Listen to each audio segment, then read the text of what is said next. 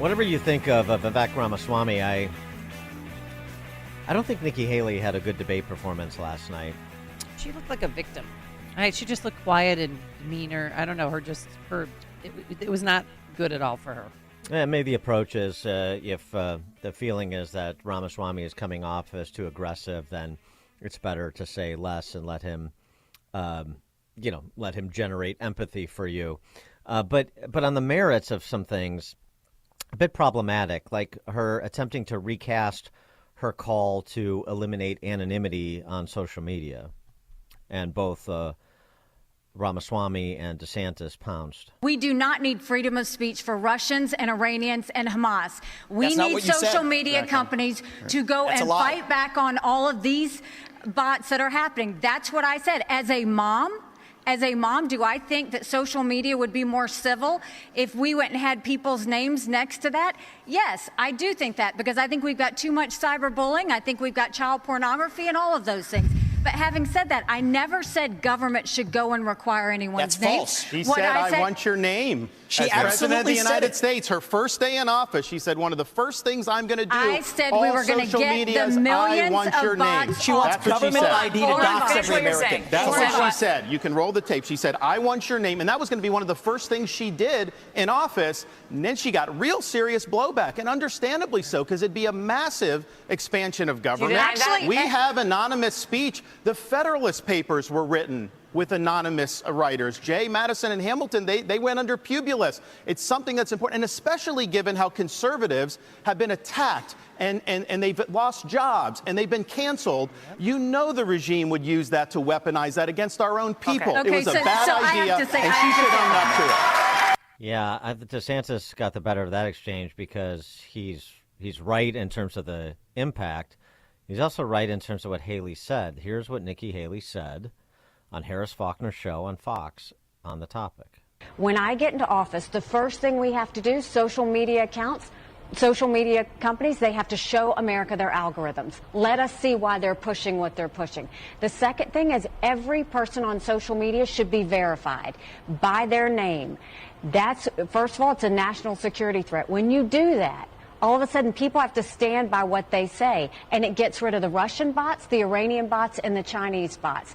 And then you're going to get some civility when people know their name is next to what they say. Accountability. And they know their pastor and their family members going to see it. It's going to help our kids, and it's going to help our country.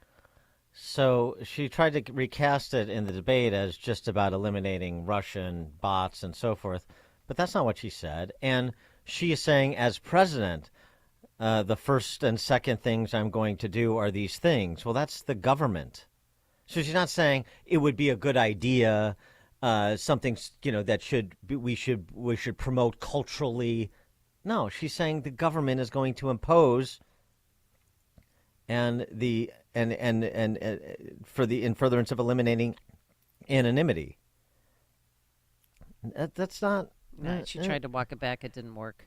And then the other thing, too, I mean, just a bizarre sort of statement she made, sticking on the social media topic, when the conversation turned to the rise in anti-Semitism. That's been well documented. We've talked about quite a bit. It's only been ratcheted up after that ghastly testimony from Ivy League presidents the other day before a congressional committee. But she said this about TikTok. We really do need to ban TikTok once and for all. And let me tell you why. For every 30 minutes that someone watches TikTok, every day, they become 17% more anti-Semitic, more pro-Hamas based on doing that. We now know that 50% of adults 18 to 25 think that Hamas was warranted in what they did with Israel. That's a problem. Well, she blames it on TikTok. Okay. Well, the second data point, about 50%, is based on a survey. We talked about that. The TikTok, and this is not about whether banning TikTok or not in this country is a good idea. It's just making up stuff. For every 30 minutes someone is on TikTok every day, they increase their anti-Semitism by 17%. Yeah. What is that? What study is that from? Is that from Dr. Fauci? How would you even measure that? I mean, that was so random. It's bizarre. It just speaks to somebody who's not in command of their views? Maybe. Salena Zito is national political reporter. She's also the author of The Great Revolt, Inside the Populist Coalition, Reshaping American Politics. You can always check out her latest work at selenazito.com. Salena, thanks for joining us. Appreciate it.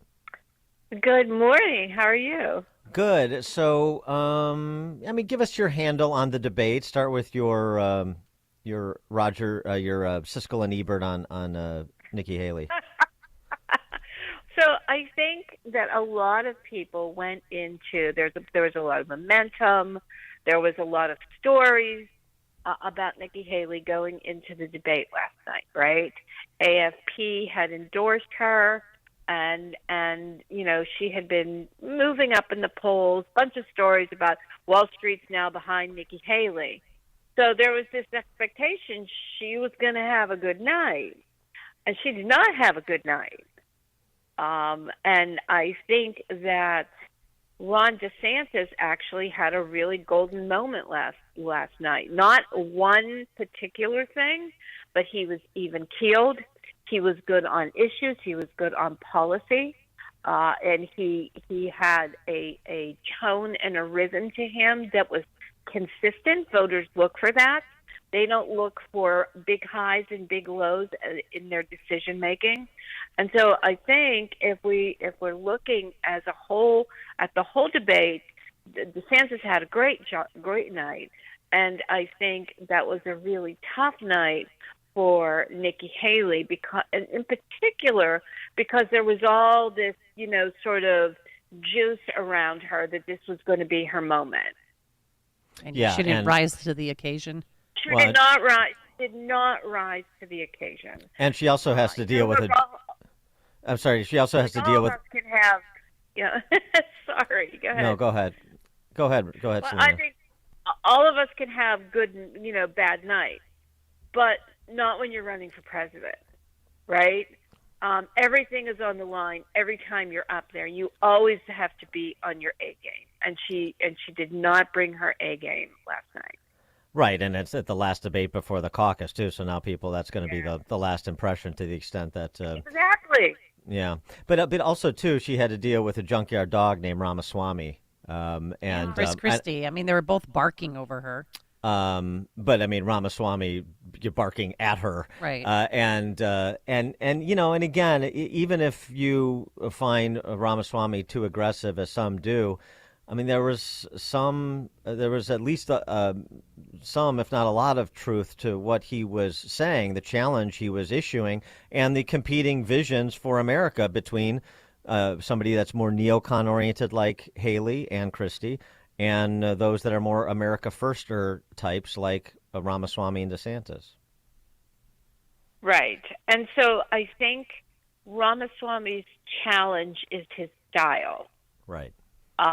He has what is often referred to in political circles as the tech bro style, right? Like, he's sort of, he's aggressive. And there are a lot of things that he says, and you're like, yeah, I could get with that. But he has that same problem that Trump has, in that, yeah, I could get with that, but geez, you have to say it that way. Yeah. Do Americans have that the appetite for continuing that sort of more edgy and in-your-face sort of WWE style, or are they looking for someone more like DeSantis, who is essentially saying almost all of the same things in a much more from a position of governing?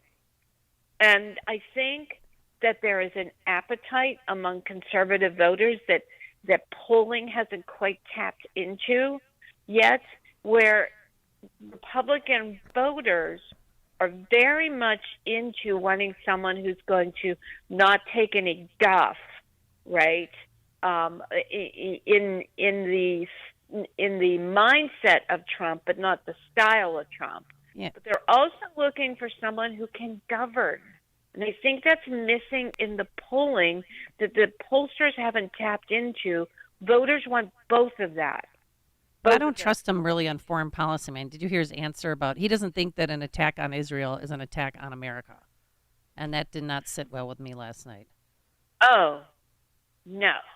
Yeah. Not at all. I'm agreeing with you, Amy. Right. Because our relationships and our identities are very much intertwined.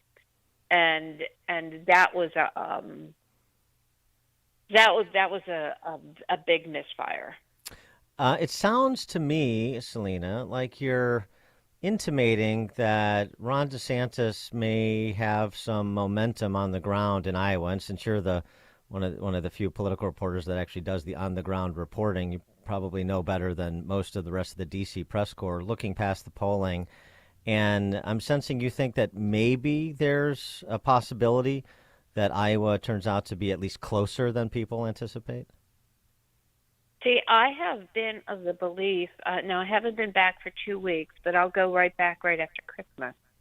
And honestly, that's when Iowa voters really start to harden their choices. Remember, when you go into a caucus, you go in there with 4 choices. You don't go in there with 1. Because your person, your guy, might not make it. So you've got to have a plan B and a plan C.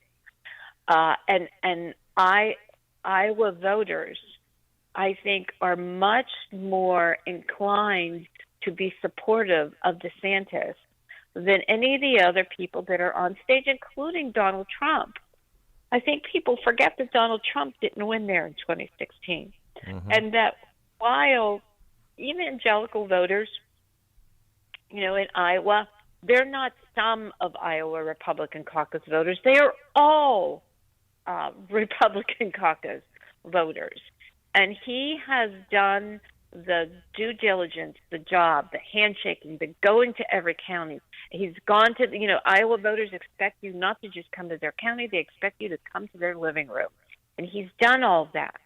So I think it's a real test to see, has good old-fashioned retail politics in the way that Ron DeSantis has done eclipsed parachuting in and doing a rally and talking about yourself and the airing of the grievances, which is what Trump has become. And evangelical voters are very aspirational. They want to be part of something bigger than themselves. It's not about them. It's about everyone. And to date, that is, DeSantis has run on the election being about the voter, whereas Trump has been running on the election being about fulfilling his grievances. It's about him. The only thing I wonder about that is, has his one of his standard lines that they're not coming after me, they're coming after you, I'm just standing in the way. Sort of, he is the shield and the sword at the same time for the everyman.